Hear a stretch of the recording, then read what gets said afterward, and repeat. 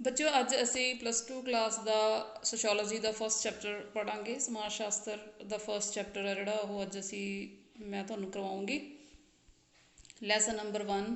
Lesson ਦਾ ਨਾਮ ਹੈ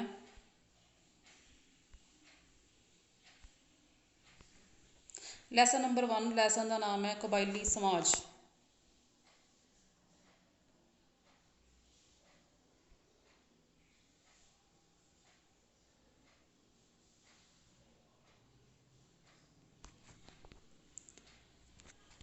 ਕਬਾਇਲੀ ਸਮਾਜ ਲੈਸਨ ਨੰਬਰ 1।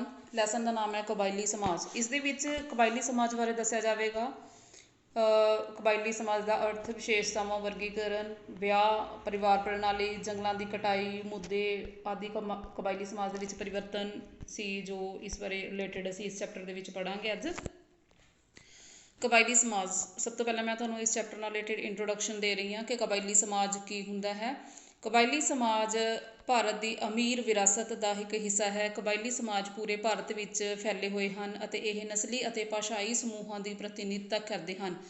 ਭਾਵੇਂ ਭਾਰਤ ਸਰਕਾਰ ਵੱਲੋਂ ਇਹਨਾਂ ਕਬੀਲਿਆਂ ਦੇ ਵਿੱਚ ਵਿਭਿੰਨ ਵਿਕਾਸ ਦੇ ਪ੍ਰੋਗਰਾਮ ਅਤੇ ਨੀਤੀਆਂ ਨੂੰ ਲਾਗੂ ਕੀਤਾ ਗਿਆ ਹੈ, ਪਰ ਇਸ ਦੇ ਬਾਵਜੂਦ ਵੀ ਇਹ ਸਮੂਹ ਅਜੇ ਤੱਕ ਪਛੜੇ ਹੋਏ ਹਨ। ਇਸ ਲਈ ਸਰਕਾਰ ਅਤੇ ਲੋਕ ਸਮਾਜਿਕ ਏਜੰਸੀਆਂ ਵੱਲੋਂ ਇਹਨਾਂ ਨੂੰ ਖਾਸ ਤਵੱਜੋ ਦਿੱਤੀ ਜਾਂਦੀ ਹੈ।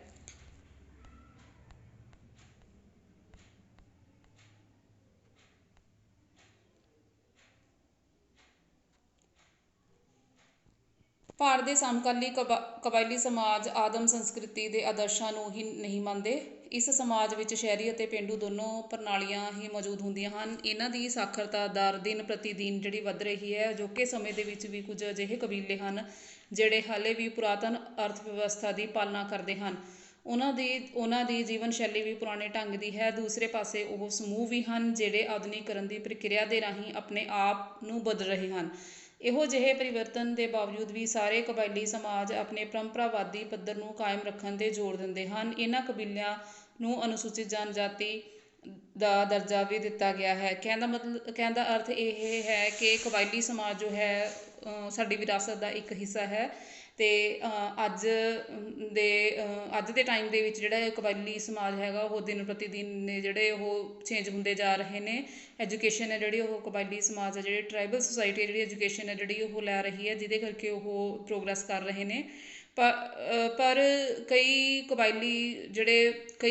ਕਬਾਇਲੀ ਸਮੂਹ ਨੇ ਜਿਹੜੇ ਉਹ ਇੱਦਾਂ ਦੇ ਨੇ ਕਿ ਅਜੇ ਵੀ ਉਹ ਪੁਰਾਤਨ ਵਿਵਸਥਾ ਦੇ ਵਿੱਚ ਹੀ ਪਾਏ ਜਾਂਦੇ ਹਨ, ਜੋ ਉਹਨਾਂ ਨੇ ਇੰਨੀ ਜ਼ਿਆਦਾ ਤਰੱਕੀ ਹੈ ਜਿਹੜੀ ਉਹ ਨਹੀਂ ਕੀਤੀ। ਕਬਾਇਲੀ ਜਨਸੰਖਿਆ ਭਾਰਤ ਦੇ ਵੱਖ-ਵੱਖ ਹਿੱਸਿਆਂ ਦੇ ਵਿੱਚ ਵੱਖ-ਵੱਖ ਮਾਤਰਾ ਦੇ ਵਿੱਚ ਕਬਾਇਲੀ ਜਨਸੰਖਿਆ ਫੈਲੀ ਹੋਈ ਹੈ। ਸਭ ਤੋਂ ਜ਼ਿਆਦਾ ਕਬਾਇਲੀ ਜਨਸੰਖਿਆ ਕੇਂਦਰੀ ਭਾਰਤ ਵਿੱਚ ਅਤੇ ਇਸ ਦੇ ਨਾਲ ਉੱਤਰ ਪੂਰਬੀ ਭਾਰਤ ਦੇ ਵਿੱਚ ਪਾਈ ਜਾਂਦੀ ਹੈ। ਇਹਨਾਂ ਨੂੰ ਵੱਖਰੇ ਵੱਖਰੇ ਨਾਵਾਂ ਨਾਲ ਜਾਣਿਆ ਜਾਂਦਾ ਹੈ। ਕੁਝ ਕਬੀਲੇ ਮੇਨ ਨੇ ਜਿਹੜੇ ਉਹ ਗੋਂਡ, ਭੀਲ, ਸੰਥਾਲ ਅਤੇ ਉਰਾਨ ਆਦਿ ਇਹ ਜਿਹੇ ਕਬੀਲੇ ਹਨ ਜੋ ਮੇਨ ਨਾਵਾਂ ਨਾਲ ਜਾਣੇ ਜਾਂਦੇ ਹਨ। ਵੱਖਰੇ ਅਤੇ ਪਹਾੜੀ ਇਲਾਕਿਆਂ ਵਿੱਚ ਰਹਿਣ ਵਾਲੇ ਕਬੀਲੇ ਵੱਖਰੇ ਵੱਖਰੇ ਨਾਵਾਂ ਨਾਲ ਜਾਣੇ ਜਾਂਦੇ ਹਨ। ਤਾਂ ਜਿਸ ਤਰ੍ਹਾਂ ਦੀ ਵੀ ਸਿਚੁਏਸ਼ਨ ਦੇ ਵਿੱਚ ਰਹਿੰਦੇ ਹਨ, ਉਹਨਾਂ ਦੇ ਅਕੋਰਡਿੰਗ ਹੀ ਉਹ ਜਿਹੜੇ ਕਬਾਇਲੀ ਹੈ ਜਿਹੜੇ ਉਹ ਜਾਣੇ ਜਾਂਦੇ ਹਨ। ਭਾਰਤ ਦੇ ਸੰਦਰਭ ਵਿੱਚ ਕਬੀਲਾ ਸ਼ਬਦ ਸੰਵਿਧਾਨ ਦੇ ਵਿੱਚ ਵਰਣਿਤ ਅਨੁਸੂਚਿਤ ਜਨਜਾਤੀ ਦਾ ਹੀ ਬਦਲਾ ਨਾਮ ਹੈ। ਸੰਵਿਧਾਨ ਕਮੇਟੀ ਦੇ ਪ੍ਰਧਾਨ ਡਾਕਟਰ BR ਅੰਬੇਦਕਰ ਨੇ ਭਾਰਤੀ ਸੰਵਿਧਾਨ ਵਿੱਚ ਆਦਿਵਾਸੀ ਸ਼ਬਦ ਦੀ ਥਾਂ 'ਤੇ ਅਨੁਸੂਚਿਤ ਜਨਜਾਤੀ ਸ਼ਬਦ ਦੀ ਵਰਤੋਂ 'ਤੇ ਜ਼ੋਰ ਦਿੱਤਾ ਸੀ। ਪਿਛੜੇ ਹੋਏ ਵਰਗਾਂ ਦੇ ਵਿੱਚ ਅਨੁਸੂਚਿਤ ਜਨਜਾਤੀਆਂ ਦਾ ਦੂਜਾ ਸਭ ਤੋਂ ਵੱਡਾ ਸਮੂਹ ਹੈ। ਹੁਣ ਤੁਹਾਨੂੰ ਦੱਸਾਂਗੇ ਕਬੀਲੇ ਦਾ ਅਰਥ ਕੀ ਹੈ, ਮੀਨਿੰਗ ਆਫ ਟਰਾਈਬ ਕੀ ਹੈ। ਟਰਾਈਬ ਦਾ ਮਤਲਬ ਕੀ ਹੁੰਦਾ ਹੈ। ਟਰਾਈਬ ਸ਼ਬਦ ਲਾਤੀਨੀ ਭਾਸ਼ਾ ਦੇ ਸ਼ਬਦ ਟਰਾਈਬਸ ਤੋਂ ਲਿਆ ਗਿਆ ਹੈ, ਜਿਸ ਦਾ ਅਰਥ ਹੈ ਇੱਕ ਤਿਹਾਈ। ਕਬੀਲਾ ਉਹ ਸਮਾਜਿਕ ਸਮੂਹ ਹੁੰਦਾ ਹੈ ਜਿਸ ਦੀ ਇੱਕ ਨਿਸ਼ਚਿਤ ਥਾਂ ਅਤੇ ਪ੍ਰਕਿਰਤਿਕ ਵਿੱਚ ਵਸਿਆ ਹੋਇਆ ਹੁੰਦਾ ਹੈ ਅਤੇ ਇਸ ਦੇ ਨਾਲ ਹੀ ਇਸ ਵਿੱਚ ਸੱਭਿਆਚਾਰਕ ਇਕਸਾਰਤਾ ਦੇ ਨਾਲ ਸਾਂਝਾ ਸਮਾਜਿਕ ਸੰਗਠਨ ਵੀ ਪਾਇਆ ਜਾਂਦਾ ਹੈ। ਕਬੀਲੇ ਦੀ ਪਛਾਣ ਅਤੇ ਸੱਭਿਆਚਾਰ ਦਾ ਉਹਨਾਂ ਦੇ ਵਾਤਾਵਰਨ ਨਾਲ ਨੇੜੇ ਦਾ ਸੰਬੰਧ ਹੈ।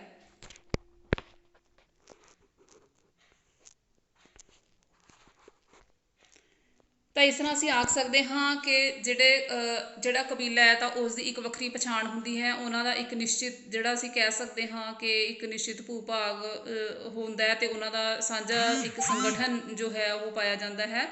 ਤਾਂ ਟਰਾਈਬਸ ਸ਼ਬਦ ਰੋਮ ਸ਼ਹਿਰ ਨੂੰ ਇਕੱਠਾ ਕਰਨ ਵਾਲੇ ਭਿੰਨ ਭਿੰਨ ਸਥਾਨਿਕ ਸਮੂਹਾਂ ਦੇ ਵਿੱਚੋਂ ਇੱਕ ਸਮੂਹ ਦੇ ਲਈ ਪ੍ਰਯੋਗ ਕੀਤਾ ਜਾਂਦਾ ਹੈ।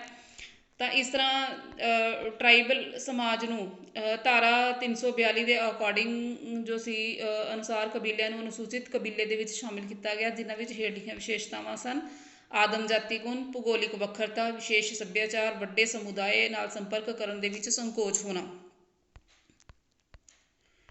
ਤਾਂ ਇਸ ਤਰ੍ਹਾਂ ਟਰਾਈਬਲ ਸੁਸਾਇਟੀ ਦੀ ਜਿਹੜੀ ਡੈਫੀਨੇਸ਼ਨ ਹੈ ਇੱਕ ਦਿੱਤੀ ਹੈ, ਉਹ ਪੀਟਰ ਮੁਰਡੌਕ ਨੇ ਦਿੱਤੀ ਸੀ। ਕਬੀਲਾ ਉਹ ਸਮਾਜ ਹੈ ਜਿਸ ਦੀ ਆਪਣੀ ਸਾਂਝੀ ਜ਼ਮੀਨ, ਸਾਂਝਾ ਨਾਂ, ਸਾਂਝਾ ਸੱਭਿਆਚਾਰ, ਸਾਂਝੀ ਭਾਸ਼ਾ, ਸਾਂਝੀ ਪਰੰਪਰਾ ਅਤੇ ਕਈ ਵਾਰ ਕਬੀਲੇ ਦਾ ਮੁਖੀ ਵੀ ਹੁੰਦਾ ਹੈ। ਤਾਂ ਇਸ ਤਰ੍ਹਾਂ ਅਸੀਂ ਆਖ ਸਕਦੇ ਹਾਂ ਕਿ ਜਿਹੜਾ ਇੱਕ ਟਰਾਈਬਲ ਸੁਸਾਇਟੀ ਹੈ ਉਹ ਹੁੰਦੀ ਹੈ ਜਿਸ ਦੀ ਆਪਣੀ ਸਾਂਝੀ ਜ਼ਮੀਨ ਹੁੰਦੀ ਹੈ, ਸਾਂਝਾ ਨਾਂ ਹੈ, ਸਾਂਝਾ ਸੱਭਿਆਚਾਰ ਹੈ, ਸਾਂਝੀ ਭਾਸ਼ਾ ਹੁੰਦੀ ਹੈ ਅਤੇ ਸਾਂਝੀ ਆਪਸੀ ਪਰੰਪਰਾਵਾਂ ਹੁੰਦੀਆਂ ਨੇ, ਅਤੇ ਆਪਸੀ ਇਹਨਾਂ ਦਾ ਸਾਂਝਾ ਸੱਭਿਆਚਾਰ ਹੁੰਦਾ ਹੈ ਜੋ ਇੱਕ ਦੂਜੇ ਦੇ ਨਾਲ ਇਹ ਜੁੜੇ ਹੋਏ ਹੁੰਦੇ ਹਨ ਅਤੇ ਸਾਂਝੀ ਭਾਸ਼ਾ ਵੀ ਬੋਲਦੇ ਹਨ।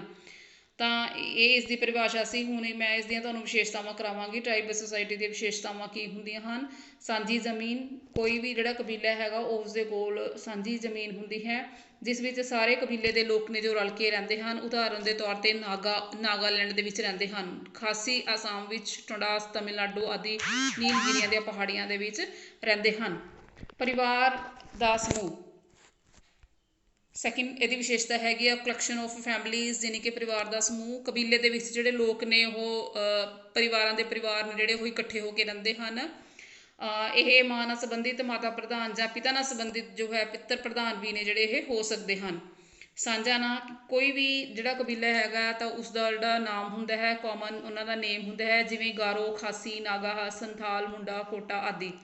ਕਾਮਨ ਲੈਂਗੁਏਜ, ਇਹ ਜਿਹੜੇ ਕਬੀਲੇ ਹੁੰਦੇ ਨੇ, ਟਰਾਈਬਸ ਹੁੰਦੇ ਆ, ਇਹਨਾਂ ਦੀਆਂ ਆਪਣੀ ਭਾਸ਼ਾ ਹੁੰਦੀ ਹੈ, ਸਾਂਝੀ ਭਾਸ਼ਾ ਹੁੰਦੀ ਹੈ। ਉਦਾਹਰਨ ਦੇ ਤੌਰ 'ਤੇ ਗੌਂਡਸ ਕਬੀਲੇ ਗੌਂਡੀ ਭਾਸ਼ਾ, ਪੀਲਸ ਭੀਲੀ ਭਾਸ਼ਾ, ਸੰਥਾਲ ਸੰਥਾਲੀ ਭਾਸ਼ਾ, ਮੁੰਡਾਸ ਮੁੰਡਾਰੀ ਭਾਸ਼ਾਵਾਂ ਆਦਿ ਬੋਲਦੇ ਹਨ।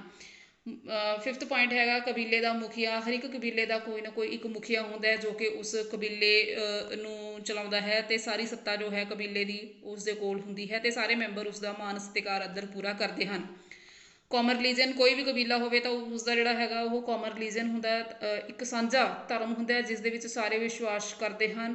ਅਤੇ ਪਿੱਤਰ ਪੂਜਾ, ਕੁਦਰਤ ਦੀ ਪੂਜਾ ਅਤੇ ਕੁਦਰਤੀ ਵਸਤੂਆਂ ਦੀ ਪੂਜਾ ਤੋਂ ਇਲਾਵਾ ਉਹ ਅਧਿਆਤਮਕਵਾਦ ਅਤੇ ਚਿੰਨ੍ਹਾਂ ਦੀ ਪੂਜਾ ਵੀ ਕਰਦੇ ਹਨ। ਸਮਰੂਪੀ ਸਮਾਜ, ਹੋਮੋਜੀਨੀਅਸ ਸੁਸਾਇਟੀਜ਼, ਕਬੀਲੀ ਸਮਾਜ ਭਾਸ਼ਾ, ਧਰਮ, ਸੱਭਿਆਚਾਰਕ, ਆਰਥਿਕ ਤੌਰ 'ਤੇ ਸਮਰੂਪ ਹੁੰਦੇ ਹਨ, ਇੱਕੋ ਜਿਹੇ ਹੁੰਦੇ ਹਨ। ਮਨੁੱਖ ਅਤੇ ਭੂਮੀ ਦਾ ਸੰਬੰਧ, ਯਾਨੀ ਕਿ ਮੈਨ ਲੈਂਡ ਰਿਲੇਸ਼ਨਸ਼ਿਪ। ਵਾਤਾਵਰਨ ਕਬਾਇਲੀ ਸਮਾਜ ਦਾ ਇੱਕ ਅਹਿਮ ਅੰਗ ਹੁੰਦਾ ਹੈ। ਵਿਅਕਤੀਆਂ ਦਾ ਆਪਣੀ ਜ਼ਮੀਨ ਪ੍ਰਤੀ ਮੋਹ ਉਹਨਾਂ ਦੇ ਜੀਵਨ ਅਤੇ ਸੱਭਿਆਚਾਰ ਕਰਕੇ ਹੁੰਦਾ ਹੈ। ਕਬਾਇਲੀ ਸਮਾਜ ਦਾ ਹਰੇਕ ਮੈਂਬਰ ਆਪਣੀ ਜ਼ਮੀਨ ਦੇ ਨਾਲ ਜੁੜਿਆ ਹੋਇਆ ਮਹਿਸੂਸ ਕਰਦਾ ਹੈ।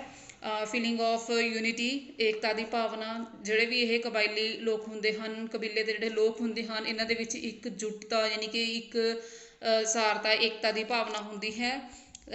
ਨਿਰਵਾਹ ਅਰਥ ਵਿਵਸਥਾ, ਕਬਾਇਲੀ ਸਮਾਜ ਆਪਣੀ ਪ੍ਰਕਿਰਤੀ ਦੇ ਵਿੱਚ ਬਹੁਤ ਹੀ ਸਧਾਰਨ ਹੈ ਅਤੇ ਉਹਨਾਂ ਦੇ ਮੇਨ ਜਿਹੜਾ ਸੀਗਾ ਉਹ ਸ਼ਿਕਾਰ ਕਰਨਾ, ਖਾਣ ਪੀਣ ਦੀਆਂ ਚੀਜ਼ਾਂ ਨੂੰ ਇਕੱਠਾ ਕਰਨਾ, ਮੱਛੀਆਂ ਦਾ ਸ਼ਿਕਾਰ ਕਰਨਾ ਅਤੇ ਹੋਰ ਜੰਗਲੀ ਪਦਾਰਥਾਂ ਨੂੰ ਇਕੱਠਾ ਕਰਨਾ ਆਦਿ ਜੋ ਹੈ ਇਹਨਾਂ ਦੇ ਇਹ ਨਿਰਵਾਹ ਕੰਮ ਹੁੰਦੇ ਹਨ ਜਿਹੜੇ ਕਿ ਇਹਨਾਂ ਦੇ ਜੀਵਨ ਨੂੰ ਚਲਾਉਂਦੇ ਹਨ। ਅੰਤਰ ਵਿਆਹੀ ਸਮੂਹ, ਕਬੀਲੇ ਦੇ ਵਿੱਚ ਸਾਰੇ ਮੈਂਬਰ ਆਪਣੇ ਹੀ ਕਬੀਲੇ ਦੇ ਵਿੱਚ ਵਿਆਹ ਕਰਦੇ ਹਨ ਜਿਸ ਕਰਕੇ ਇਹਨਾਂ ਨੂੰ ਅੰਤਰ ਵਿਆਹੀ ਸਮੂਹ ਕਿਹਾ ਜਾਂਦਾ ਹੈ। ਹਰੇਕ ਕਬੀਲੇ ਦੇ ਵਿੱਚ ਕੁਝ ਹੋਰ ਸਮੂਹ ਅਤੇ ਉਪ ਸਮੂਹ ਵੀ ਹੁੰਦੇ ਹਨ ਜਿਹੜੇ ਖੂਹ ਦੀ ਸ਼ੁੱਧਤਾ ਨੂੰ, ਸੱਭਿਆਚਾਰਕ ਰੀਤ ਅਤੇ ਜਾਇਦਾਦ ਆਦਿ ਦੇ ਅਕੋਰਡਿੰਗ ਜੋ ਸੁਰੱਖਿਅਤ ਰੱਖਣ ਦੇ ਵਿੱਚ ਸਹਾਇਤਾ ਕਰਦੇ ਹਨ। ਕਿਰਤ ਵੰਡ, ਡਿਵੀਜ਼ਨ ਆਫ ਲੇਬਰ, ਕਬਾਇਲੀ ਸਮਾਜਾਂ ਦੇ ਵਿੱਚ ਕਿਰਤ ਦੀ ਵੰਡ ਉਮਰ ਲਿੰਗ ਦੇ ਉੱਪਰ ਤੇ ਆਧਾਰਿਤ ਹੁੰਦੀ ਹੈ। ਸਾਂਝਾ ਸੱਭਿਆਚਾਰ, ਜੋ ਇਹ ਕਬਾਇਲੀ ਸਮਾਜ ਹੁੰਦੇ ਆ ਉਹਨਾਂ ਹਰ ਇੱਕ ਕਬੀਲੇ ਦਾ ਜੋ ਹੈ ਇੱਕ ਸਾਂਝਾ ਸੱਭਿਆਚਾਰ ਹੁੰਦਾ ਹੈ। ਇਹਨਾਂ ਸਭ ਦੇ ਵਿਵਹਾਰ ਦੇ ਢੰਗ, ਸੋਚਣ ਅਤੇ ਸ਼ਕਤੀ, ਭਾਵਨਾਵਾਂ ਅਤੇ ਕਲਾ ਦੇ ਆਧਾਰ 'ਤੇ ਤਰੀਕੇ ਅਲੱਗ-ਅਲੱਗ ਹੁੰਦੇ ਹਨ। ਇਹਨਾਂ ਦੇ ਰੀਤੀ ਰਿਵਾਜ ਇੱਕ ਹੁੰਦੇ ਹਨ। ਪਰੰਪਰਾਵਾਂ, ਸਮਾਜਿਕ ਕਦਰਾਂ ਕੀਮਤਾਂ ਵੀ ਨੇ ਜੋ ਉਹ ਹੁੰਦੀਆਂ ਹਨ। ਕਬੀਲਿਆਂ ਦਾ ਵਰਗੀਕਰਨ ਜੋ ਹੈਗਾ ਉਹ ਜਾਂ ਨਸਲ ਦੇ ਆਧਾਰ 'ਤੇ, ਆਰਥਿਕ ਵਰਗੀਕਰਨ ਦੇ ਆਧਾਰ 'ਤੇ ਜਾਂ ਏਕੀਕਰਨ ਦੇ ਆਧਾਰ 'ਤੇ ਕੀਤਾ ਜਾ ਸਕਦਾ ਹੈ। ਨਸਲ ਵਰਗੀਕਰਨ ਦੇ ਅਕੋਰਡਿੰਗ ਕਬੀਲੇ ਦੇ ਵਿੱਚ ਆਰੀਅਨ, ਦਰਾਵਿੜ, ਮੰਗੋਲਿਕ, ਆਰੀਏ ਦਰਾਵਿੜ, ਮੰਗੋਲਾ ਅਤੇ ਸਾਇਥੇ ਦਰਾਵਿੜ ਔਰ ਟਰਕੋ ਇਰਾਨੀਅਨਸ ਆ ਜਾਂਦੇ ਨੇ। ਆਰਥਿਕ ਵਰਗੀਕਰਨ ਹੁੰਦਾ ਹੈ ਵੀ ਜਿਸ ਤਰ੍ਹਾਂ ਜੋ ਵਿਅਕਤੀ ਕਿੱਤਾ ਕਰਦਾ ਹੈ ਤਾਂ ਉਹਨਾਂ ਨੇ ਉਸ ਤਰ੍ਹਾਂ ਦੇ ਹੀ ਆਪਣੇ ਕਬੀਲੇ ਨੇ ਜਿਹੜੇ ਉਹ ਬਣਾ ਲਏ, ਜਿਵੇਂ ਜੰਗਲੀ ਸ਼ਿਕਾਰੀ ਪਹਾੜਾਂ ਉੱਤੇ ਖੇਤੀ ਕਰਨ ਵਾਲੇ, ਸਿੱਧੀ ਪੱਧਰੀ ਖੇਤੀ ਦੇ ਸ਼ਿਲਪ ਕਲਾਕਾਰ ਹੋ ਗਏ ਜੋ ਹੱਥਾਂ ਦਾ ਕੰਮ ਕਰਦੇ ਨੇ, ਉਦਯੋਗਿਕ ਹੋ ਗਏ, ਸ਼ਹਿਰੀ ਕਿਰਤੀ ਹੋ ਗਏ ਜਾਂ ਕਿਰਤੀ ਲੇਬਰ ਵਰਕ ਦੇ ਵਿੱਚ ਆ ਗਏ। ਏਕੀਕਰਨ ਵਰਗੀਕਰਨ, ਕਬਾਇਲੀ ਸਮੁਦਾਇ, ਅੱਧ ਕਬਾਇਲੀ ਸਮੁਦਾਇ ਆਦਿ ਪੂਰਨ ਤੌਰ ਉੱਤੇ ਸਮਿਲਿਤ ਸਮੁਦਾਇ। ਤਾਂ ਇਸ ਤਰ੍ਹਾਂ ਜਿਹੜੇ ਕਬੀਲੇ ਨੇ ਇਹ ਸਾਰੇ ਨੇ ਜਿਹੜੇ ਇਹ ਅਲੱਗ-ਅਲੱਗ ਹੈਗੇ ਆ, ਉਹ ਅਲੱਗ-ਅਲੱਗ ਸ਼ਹਿਰਾਂ ਦੇ ਵਿੱਚ ਰਹਿੰਦੇ ਹਨ। ਫਸਟ ਹੈਗਾ ਤੁਹਾਡਾ ਇੰਡੋ ਆਰੀਅਨ। ਇਸ ਪ੍ਰਕਾਰ ਦੇ ਕਬਾਇਲੀ ਸਮੁਦਾਇ ਦਾ ਸੰਬੰਧ ਪੰਜਾਬ, ਰਾਜਸਥਾਨ ਅਤੇ ਕਸ਼ਮੀਰ ਤੱਕ ਸੀਮਤ ਹੈ। ਸਰੀਰਕ ਦ੍ਰਿਸ਼ਟੀ ਤੋਂ ਇਹ ਲੋਕ ਲੰਮੇ ਤੇ ਗੋਰੇ ਰੰਗ ਵਾਲੇ ਜਾਂ ਗਹਿਰੀਆਂ ਕਾਲੀਆਂ ਅੱਖਾਂ ਅਤੇ ਮੂੰਹ ਅਤੇ ਸਰੀਰ ਤੇ ਸੰਘਣੇ ਵਾਲ ਹੁੰਦੇ ਹਨ। ਦ੍ਰਾਵਿੜ, ਇਹ ਸ਼੍ਰੀਲੰਕਾ ਤੋਂ ਲੈ ਕੇ ਪੱਛਮੀ ਬੰਗਾਲ ਦੇ ਵਿੱਚ ਗੰਗਾ ਦੀ ਘਾਟੀ ਅਤੇ ਚੇਨਈ, ਹੈਦਰਾਬਾਦ, ਮੱਧ ਭਾਰਤ ਅਤੇ ਛੋਟਾ ਨਾਗਪੁਰ ਤੱਕ ਫੈਲੇ ਹੋਏ ਹੁੰਦੇ ਹਨ। ਮੰਗੋਲਾਇਡ ਜਨਜਾਤੀ ਹਿਮਾਲਿਆ ਦੇ ਉੱਤਰ ਪੂਰਬੀ ਨੇਪਾਲ ਦੇ ਵਿੱਚ ਪਾਈ ਜਾਂਦੀ ਹਨ। ਇਹਨਾਂ ਦੇ ਵਿਸ਼ੇਸ਼ਤਾਵਾਂ ਵੱਡਾ ਸਿਰ, ਗਹਿਰਾ ਰੰਗ ਅਤੇ ਮੂੰਹ ਉੱਤੇ ਥੋੜ੍ਹੇ ਵਾਲ ਹੁੰਦੇ ਹਨ। ਕੱਦ ਔਸਤਨ ਛੋਟਾ ਹੁੰਦਾ ਹੈ। ਆਰੀਓ ਦ੍ਰਾਵਿੜੀਅਨ, ਇਹ ਕਿਸਮ ਆਰੀਅਨ ਅਤੇ ਦ੍ਰਾਵਿੜੀਅਨ ਦੀ ਮਿਸ਼ਰਣ ਹੁੰਦੀ ਹੈ ਤੇ ਇਹ ਬਿਹਾਰ ਦੇ ਵਿੱਚ ਪਾਏ ਜਾਂਦੇ ਹਨ। ਇਹਨਾਂ ਦਾ ਰੰਗ ਭੂਰਾ ਜਾਂ ਕਾਲਾ ਤੇ ਨੱਕ ਚੌੜੇ, ਕੱਦ ਛੋਟਾ ਹੁੰਦਾ ਹੈ। ਮੰਗੋਲੋ ਦ੍ਰਾਵਿੜ, ਇਹ ਇਸ ਕਿਸਮ ਦ੍ਰਾਵਿੜ ਅਤੇ ਮੰਗੋਲਾਇਡ ਦੋਨਾਂ ਦਾ ਮਿਸ਼ਰਣ ਹੁੰਦਾ ਹੈ ਤੇ ਬੰਗਾਲ ਅਤੇ ਉੜੀਸਾ ਦੇ ਵਿੱਚ ਪਾਏ ਜਾਂਦੇ ਹਨ। ਇਹ ਚੌੜੇ ਗੋਲ ਸਿਰ, ਇਹਨਾਂ ਦਾ ਗਹਿਰਾ ਰੰਗ, ਮੂੰਹ ਤੇ ਜ਼ਿਆਦਾ ਵਾਲ ਅਤੇ ਛੋਟਾ ਕੱਦ ਆਦਿ ਵਿਸ਼ੇਸ਼ਤਾਵਾਂ ਨੇ ਜਿਹੜੀਆਂ ਉਹ ਪਾਈਆਂ ਜਾਂਦੀਆਂ ਹਨ। ਭਾਰਤੀ ਕਬੀਲਿਆਂ ਦਾ ਆਰਥਿਕ ਵਰਗੀਕਰਨ, ਭਾਰਤੀ ਕਬੀਲਿਆਂ ਦਾ ਜਿਹੜਾ ਵਰਗੀਕਰਨ ਹੈ ਉਹ ਜਿਸ ਤਰ੍ਹਾਂ ਦੇ ਲੋਕ ਨੇ ਜਿਹੜੇ ਜਿੱਦਾਂ ਦਾ ਕੰਮ ਕਰਦੇ ਗਏ ਉਸ ਅਕੋਰਡਿੰਗ ਹੀ ਨੇ ਜਿਹੜੇ ਉਹ ਕਬੀਲਿਆਂ ਦੇ ਅੰਡਰ ਆ ਗਏ। ਜੰਗਲੀ ਸ਼ਿਕਾਰ ਕਰਨ ਵਾਲਾ, ਇਸ ਵਿੱਚ ਜੰਗਲਾਂ ਦਾ ਸ਼ਿਕਾਰ ਕਰਨ ਵਾਲੇ, ਮੱਛੀ ਫੜਨ ਵਾਲੇ ਆਦਿ ਨੇ ਜਿਹੜੇ ਲੋਕ ਆ ਜਾਂਦੇ ਹਨ। ਪਹਾੜੀ ਖੇਤੀ ਵਰਗ, ਜੋ ਪਹਾੜਾਂ ਦੇ ਵਿੱਚ ਰਹਿਣ ਵਾਲੇ ਲੋਕ ਨੇ ਜਿਹੜੇ ਉਹ ਇਸ ਵਰਗ ਦੇ ਵਿੱਚ ਆ ਗਏ। ਮੈਦਾਨੀ ਖੇਤੀ, ਜੋ ਲੋਕ ਮੈਦਾਨਾਂ ਦੇ ਵਿੱਚ ਖੇਤੀ ਕਰਦੇ ਹਨ ਉਹ ਮੈਦਾਨੀ ਖੇਤੀ ਯਾਨੀ ਕਿ ਇਸ ਦੇ ਵਿੱਚ ਆ ਗਏ। ਸ਼ਿਲਪਕਾਰ, ਜਿਹੜੇ ਵਿਅਕਤੀ ਹੱਥ ਦਾ ਕੰਮ ਕਰਦੇ ਨੇ ਉਹ ਸ਼ਿਲਪਕਾਰਾਂ ਦੇ ਵਿੱਚ ਆ ਗਏ। ਉਦਯੋਗਿਕ ਕ੍ਰਾਂਤੀ, ਜਿਹੜੀ ਉਦਯੋਗਿਕ ਅਤੇ ਸ਼ਹਿਰੀ ਕਿਰਤੀ, ਜਿਹੜੇ ਉਦਯੋਗਾਂ ਦੇ ਵਿੱਚ ਕੰਮ ਕਰਦੇ ਸੀਗੇ ਉਹ ਇਸ ਕਬੀਲੇ ਦੇ ਵਿੱਚ ਆ ਗਏ। ਤਾਂ ਇਸ ਤਰ੍ਹਾਂ ਕਿੱਤੇ ਦੇ ਅਕੋਰਡਿੰਗ ਸੀਗੇ ਜਿਹੜੇ ਇਹ ਕਬੀਲੇ ਨੇ ਜਿਹੜੇ ਇਹ ਅਲੱਗ-ਅਲੱਗ ਕਿੱਤਿਆਂ ਦੇ ਅਕੋਰਡਿੰਗ ਵੀ ਜੋ ਵਿਅਕਤੀ ਜਿਹੜਾ ਕੰਮ ਕਰਦੇ ਸੀਗੇ ਤਾਂ ਉਹ ਉਹਨਾਂ ਦੇ ਅਕੋਰਡਿੰਗ ਕਬੀਲਿਆਂ ਦੇ ਵਿੱਚ ਵੰਡੇ ਗਏ। ਮੁੱਖ ਕਬੀਲੇ ਜਿਹੜਾ ਸੀਗਾ, ਮੇਨ ਕਬੀਲਾ ਮੇਜਰ ਟਰਾਈਬ ਸੀਗਾ ਜਿਹੜਾ ਉਹ ਗੌਂਡਸ ਮੰਨਿਆ ਜਾਂਦਾ ਸੀਗਾ। ਦੇਸ਼ ਦੇ ਸਭ ਤੋਂ ਵੱਡੇ ਕਬੀਲਿਆਂ ਦੇ ਵਿੱਚੋਂ ਇੱਕ ਹੈ। ਦ੍ਰਾਵਿੜ ਸਮੂਹ ਨਾਲ ਸੰਬੰਧਿਤ ਹੈ। ਇਹ ਮੱਧ ਪ੍ਰਦੇਸ਼, ਆਂਧਰਾ, ਬਿਹਾਰ, ਉੜੀਸਾ ਆਦਿ ਦੇ ਵਿੱਚ ਪਾਇਆ ਜਾਂਦਾ ਹੈ। ਛੱਤੀਸਗੜ੍ਹੀ ਬੋਲੀ ਦਾ ਪ੍ਰਯੋਗ ਕਰਦੇ ਨੇ। ਇਹ ਜੰਗਲੀ ਖੇਤੀ ਅਰਥ ਵਿਵਸਥਾ ਉੱਪਰ ਇਹ ਨਿਰਭਰ ਰਹਿੰਦੇ ਹਨ। ਅਗਲਾ ਜਿਹੜਾ ਮੇਨ ਕਬੀਲਾ ਹੈਗਾ ਉਹ ਸੰਥਾਲਸ ਹੈ। ਸੰਥਾਲ ਭਾਰਤ ਦਾ ਸਭ ਤੋਂ ਵੱਡਾ ਕਬੀਲਾ ਸੀਗਾ ਜਿਹੜਾ ਮੰਨਿਆ ਜਾਂਦਾ ਹੈ। ਬਿਹਾਰ, ਪੱਛਮੀ ਬੰਗਾਲ, ਝਾਰਖੰਡ ਅਤੇ ਉੜੀਸਾ ਦੇ ਵਿੱਚ ਪਾਇਆ ਜਾਂਦਾ ਹੈ। ਫਸਲ ਕਟਾਈ ਦੇ ਮੌਕੇ ਤੇ ਇਹ ਸੋਹਰਾਈ ਇਹਨਾਂ ਦਾ ਪ੍ਰਮੁੱਖ ਤਿਉਹਾਰ ਹੁੰਦਾ ਹੈ। ਸੂਰਜ ਦੀ ਪੂਜਾ ਕਰਦੇ ਹਨ ਤੇ ਲਾੜੀ ਦਾ ਮੁੱਲ ਲਾਉਣ ਦੀ ਰਸਮ ਹੈ ਜਿਹੜੀ ਇਹਨਾਂ ਦੇ ਵਿੱਚ ਇਹ ਪ੍ਰਚਲਿਤ ਹੈ।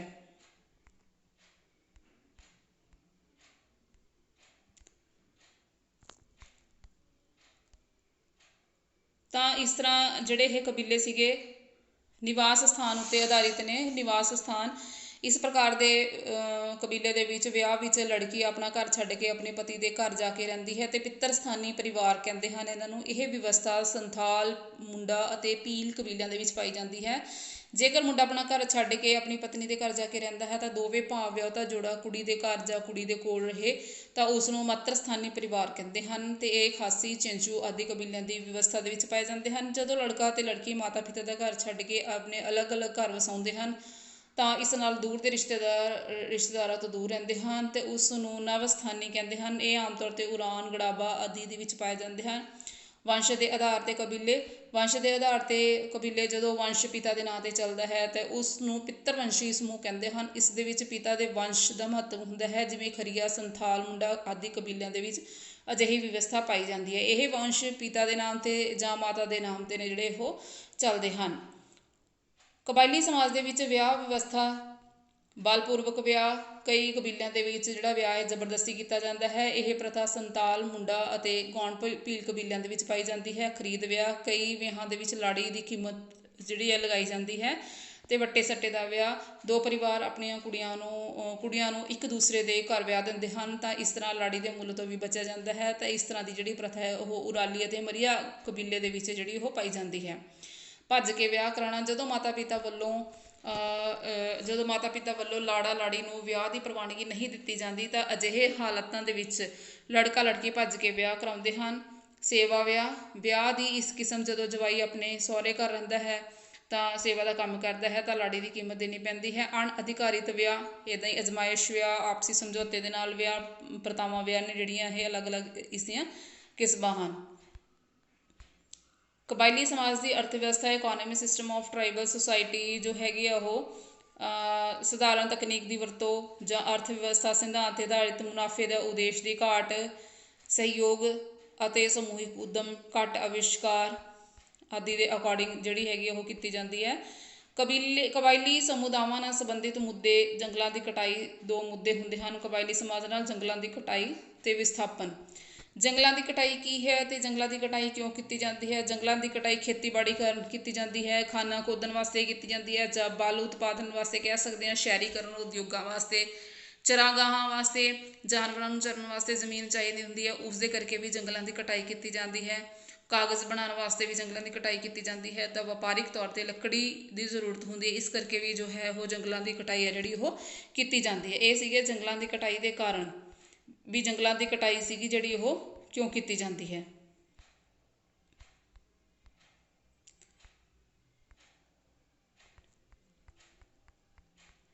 ਅੱਗੇ ਹੈਗਾ ਵਿਸਥਾਪਨ। ਵਿਸਥਾਪਨ ਤੋਂ ਭਾਵ ਹੁੰਦਾ ਕਿ ਜਨਸੰਖਿਆ ਦੇ ਇੱਕ ਭਾਗ ਦਾ ਇੱਕ ਸਥਾਨ ਤੋਂ ਦੂਜੇ ਸਥਾਨ ਉੱਤੇ ਜਾ ਕੇ ਵਸਣਾ, ਤਾਂ ਉਸ ਨੂੰ ਅਸੀਂ ਵਿਸਥਾਪਨ ਯਾਨੀ ਕਿ ਡਿਸਪਲੇਸਮੈਂਟ ਆਖਦੇ ਹਨ। ਵੀ ਜਦੋਂ ਕੋਈ ਵੀ ਵਿਅਕਤੀ ਜਿਹੜਾ ਹੈਗਾ ਉਹ ਕਿੱਤੇ ਕਰਕੇ ਜਾਂ ਕੰਮ ਕਾਜ ਕਰਕੇ ਜਿਹੜਾ ਇੱਕ ਜਗ੍ਹਾ ਤੋਂ ਦੂਜੇ ਜਗ੍ਹਾ 'ਤੇ ਜਾਂਦੇ ਹਨ, ਸ਼ਹਿਰੀਆਂ ਕਰਕੇ ਜਾ ਸਕਦੇ ਹਨ, ਸ਼ਹਿਰ ਕਰਕੇ ਜਾ ਸਕਦੇ ਨੇ, ਆਪਣੇ ਕੰਮ ਕਿੱਤੇ ਕਰਕੇ ਜਾ ਸਕਦੇ ਹਨ, ਰੁਜ਼ਗਾਰ ਕਰਕੇ ਜਾ ਸਕਦੇ ਹਨ। ਇਹਦੇ ਕਾਰਨ ਕੀ ਨੇ? ਜ਼ਮੀਨ ਪ੍ਰਾਪਤੀ ਅਤੇ ਵਿਸਥਾਪਨ, ਜ਼ਮੀਨ ਪ੍ਰਾਪਤੀ ਕਰਕੇ ਵੀ ਜਾ ਸਕਦੇ ਹਨ, ਡੈਮ ਉਸਾਰੀ ਅਤੇ ਵਿਸਥਾਪਨ ਕਰਕੇ, ਖਾਣਾਂ ਦੀ ਖੁਦਾਈ ਅਤੇ ਵਿਸਥਾਪਨ ਕਰਕੇ, ਉਦਯੋਗਾਂ ਅਤੇ ਵਿਸਥਾਪਨ ਕਰਕੇ, ਵਿਸ਼ੇਸ਼ ਆਰਥਿਕ ਜ਼ੋਨ ਵਿੱਚ ਵਿਸਥਾਪਨ ਕਰਕੇ। ਇਸ ਤਰ੍ਹਾਂ ਇਹਦੇ ਅਲੱਗ-ਅਲੱਗ ਕਾਰਨ ਹਨ ਜਿਸ ਕਰਕੇ ਜਿਹੜੀ ਪਲੇਸਮੈਂਟ ਹੈ ਜਿਹੜੀ ਉਹ ਪਾਈ ਜਾਂਦੀ ਹੈ।